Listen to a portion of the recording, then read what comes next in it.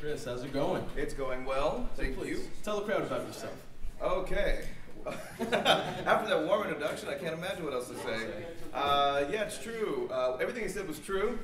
There's also Fullmetal Alchemist and some other stuff too. But yeah, I started in voice work in 1998. Then I went on to directing, and then I went on to script writing, and I do 2 out of the 3 to this day, and maybe doing the 3rd one again. That's a long story, but anyway. So yeah, I'm happy to be here. Year 2 for ConnectiCon. So yeah, that's all. It's awesome. All good. Happy you're here. The hood. Thank you. I'm going to open the floor to questions right now. So feel free. Right there. Joe Snow, GameAccess.net. Good to see you again. Remember you from QuakeCon? Oh yeah. Yes. Out of curiosity, since you have done voice acting and voice directing, does the fact that you have a voice acting background improve on how you direct other people? I think one informs the other. I think it works both ways. I think when you're in the booth with someone else, there's a shorthand now because you kind of know what they want. You can tell more what they're asking for, and so that's as far as acting. As far as directing, yeah, I think so too. I think just working as a team, I like that teamwork. You don't get that with script writing. It's very solitary. I like script writing. In fact, every time you don't see me this weekend, I'm in my room, hunched over a laptop, writing a script. That's due Sunday, by the way. So, and that's very solitary. That's, that's very different. But I love the collaborative nature of acting and directing in this forum. So it's really good. But yeah, I think one helps the other in both cases. Thank you. Definitely. Right there. Oh, am I? Okay. You can do it. Like Nick Gansel from GeekVision.tv. Because you've done, voice work and are, also doing script writing. When you write characters, do you hear in your head the voices? And does that make it difficult when people try to play the characters and you're like, that's so not how I heard the character? Well, then the actor comes out and I'm like, that's not me. Actually, what happens is, it's a cool auditions. I remember writing that. And I'm not.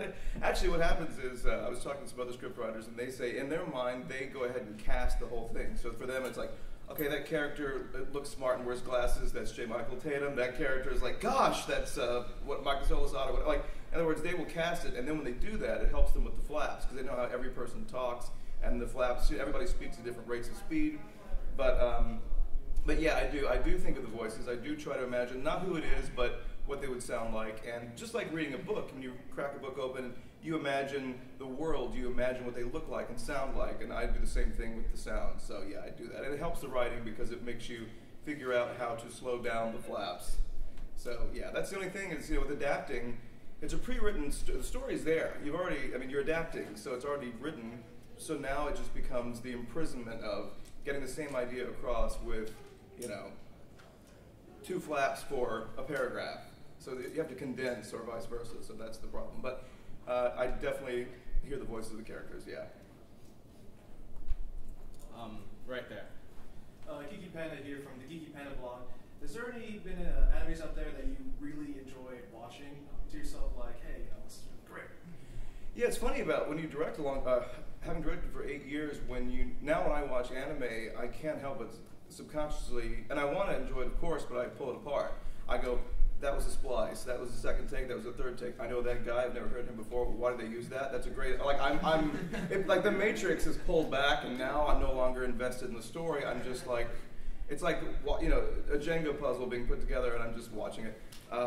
And also, it doesn't help that I know a lot of the people involved, so now I just go, hey, Joe just blew that line. So like, I'm like MC3 King almost.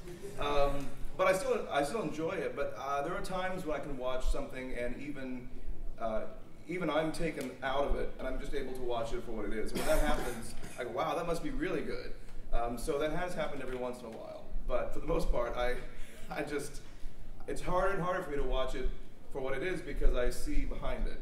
It's like a magician doing tricks for other magicians. Like the rabbit's back there. That's it's that. But I still appreciate. Maybe if nothing else, it helps me appreciate the art of putting it together. Because I definitely empathize with how hard it is to make that train, go down the tracks. So that's really it allows me empathy. Put it that way. And yes, I still like anime. I should add that. And by the way, for me, one of the examples of the ones where I went, wow, that's really good, was the Helsing series. I still love that, and that show. Although, and even still, I know that some of the people who worked on it, but I still thought, wow, that's really good. So there are some examples. Saw a hand back there. Dan from GuysNation.com. Big fan of your work from Yu Yu Hakusho. Yeah. It's one of my favorite shows. And from Kenshi, which I just finished watching, and you voiced probably one of my favorite characters. Oh, great. So I want to know, when you came up with what you were doing for Singapore, how did you just because that's a very kooky character. How did you... The opera singing, How did you come up with what you wanted to do for that character? Well, it's always a collaboration. I was brought in specifically to do that character because Monica Rial, who was directing it at the time, she thought I would be perfect for it. I didn't even know a lot about it going in. I was already Tashimaru, the mouse, by the way, but in the show. But leading up to it, I thought it was wacky. I do sing a little bit here and there, although hopefully not as terribly as that guy. But the original Seiyu, in my opinion, he played it as a joke to sing off key a lot. That was the joke, was he was kind of a really bad singer. Believe it or not, I tried to actually stay on key poorly, if that makes sense. Like, well, I was doing this over-the-top opera singer, but I was trying to make it sort of legit, but I had a great time doing that. He was over the top, and I love over-the-top characters because I don't get to do that in real life, so that was fun. If I could ask one more, speaking of over the top, Gluttony. Yeah. That was a good script, but how did you come up with what you want? And did they give you something like, this is how we see the character, or did it just say, this is who he is, run with it? Well, it changed. First of all, Gluttony, nobody rocks a black unitard like Gluttony. It changed. First, when it first started, he was kind of monsterier than even the Japanese, and they slowly sort of tapered that off into more of a sort of a confused evil man-child type voice that it turned out to be. And that did change over time, but it was just weird. It was great working on, actually, this doesn't really happen a lot, but I got to work on 2 different shows where I worked on the show, it was over, 6 years happened, it started again. And I'm talking about Dragon Ball Z and Kai, or in this case, Full Metal and Brotherhood. And so to go to school, have a summer break, and go back to school, but it's school you like, by the way, is really unique. So that was really a unique experience, and I liked working on Brotherhood more than the first one because I felt comfortable doing it. It was like an old friend, like, okay, I know how to do this now. Whereas before, you're always unsure, an actor is always unsure, but the second time was more fun for me, even though he's not around as long.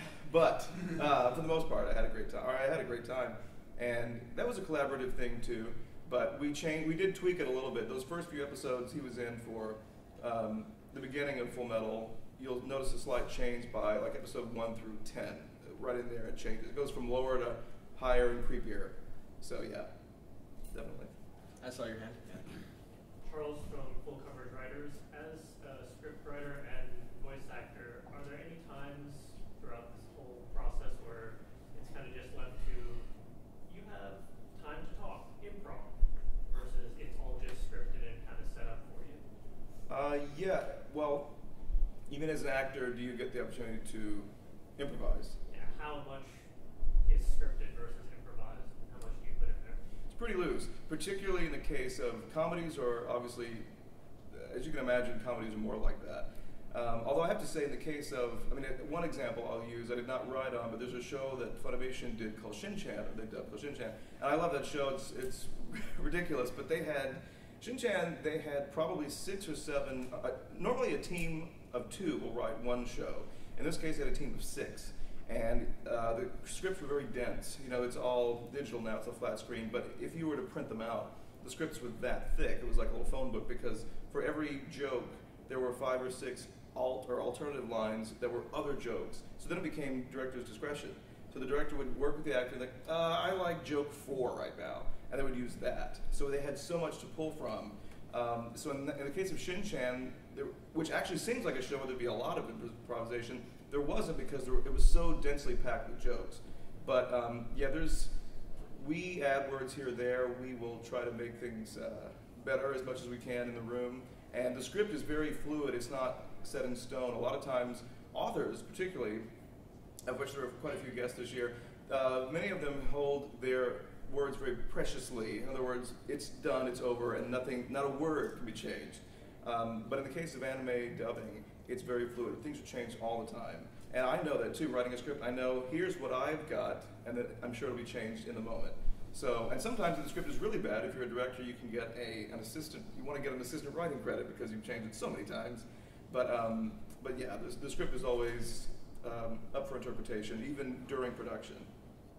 Saw your hand. I'm Jason Lenetsky, cosplay NYC magazine. You were joking earlier about Gluttony rocking the leotard. I was wondering how you feel when you see some of your characters brought out by cosplayers walking around conventions.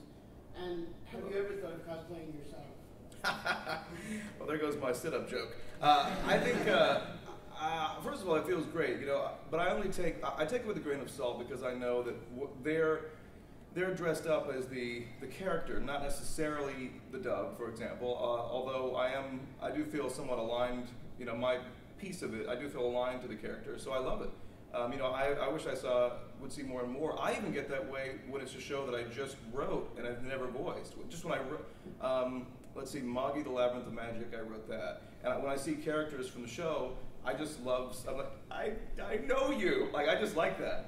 And as far as doing it myself, I'm not, whether gluttony or otherwise, I'm not going to do it because, one, I'm not good at it. I don't want to disrespect the art form. And two, it's kind of like the band who's playing, who wears their band t-shirt on stage. I just don't think that's cool. So I'll probably let the pros do it. So, yeah, but I'm all thumbs with needle and thread, so I would be terrible at it. Back there. We have one from GuysNation.com. You've been a part of a lot of big series, either in the booth or behind it. How does it feel to be a part of these, just these very inspirational series that have these large following of fans, from Dragon Ball Z to Kenshi to Full Metal? I mean, how does it feel to be a part of these big series? I love it. I mean, not to be too philosophical so early in the morning, or is it early? It is for me. But I feel like, obviously one day I'll be dead, but these shows won't. And I only do any of this stuff for two reasons: to make myself happy, make other people happy. And I'm already happy. So I like the idea that when I'm gone, something that I did or was a part of, a small part of, will go on to make other people happy way down the line in the future. So I love the idea that it will last forever and it'll bring people joy. So I love that. Time for about 2 more questions. Right there in the blue. Nick from AnimeGamers.com.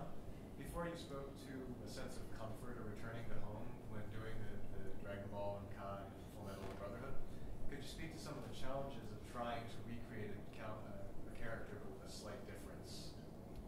Let's see. Well, in the case of sometimes they want it to be eerily exact, in which case they'll play a lot of references from the previous show, and you have to go over it and over it to get it exact.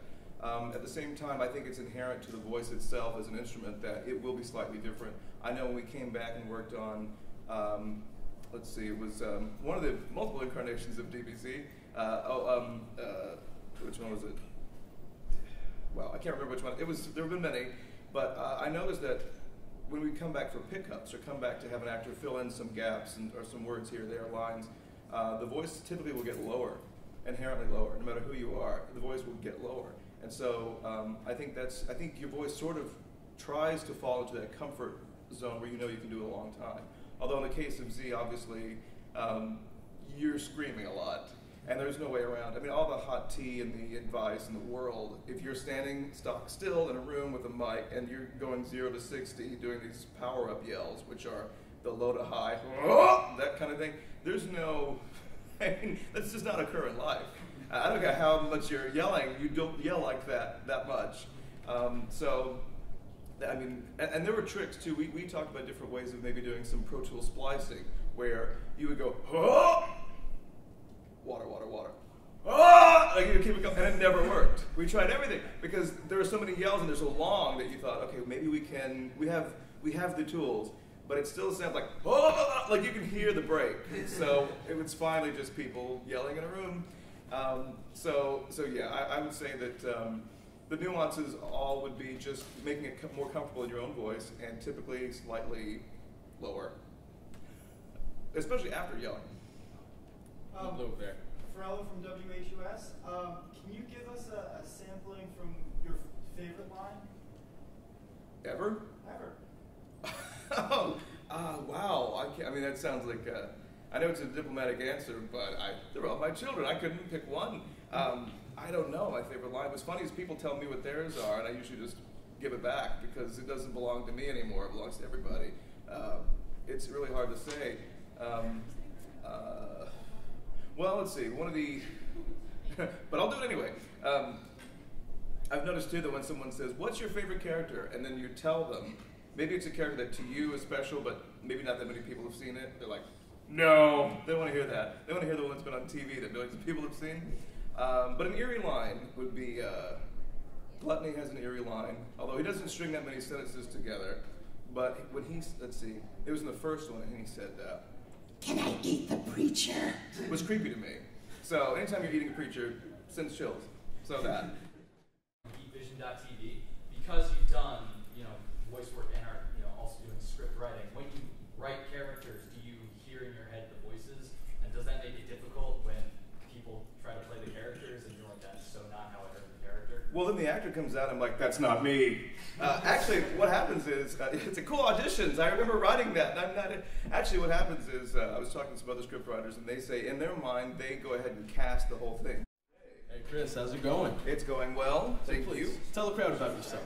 Okay. After that warm introduction, I can't imagine what else to say. Yeah, it's true. Everything he said was true. There's also Fullmetal Alchemist and some other stuff too. But yeah, I started in voice work in 1998. Then I went on to directing, and then I went on to script writing, and I do 2 out of the 3 to this day, and maybe doing the 3rd one again. That's a long story, but anyway. So yeah, I'm happy to be here. Year 2 for ConnectiCon. So yeah, that's all. It's awesome. all good. Happy you're here. In the hood. Thank you. I'm going to open for the questions right now, so feel free. Right there.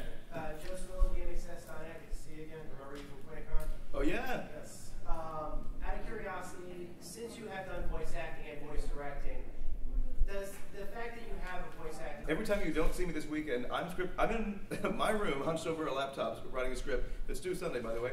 So, and that's very solitary. That's, that's very different. But I love the collaborative nature of acting and directing in this forum. So it's really good. But yeah, I think one helps the other in both cases. Thank you. Definitely. Right there. Oh, am I? Okay.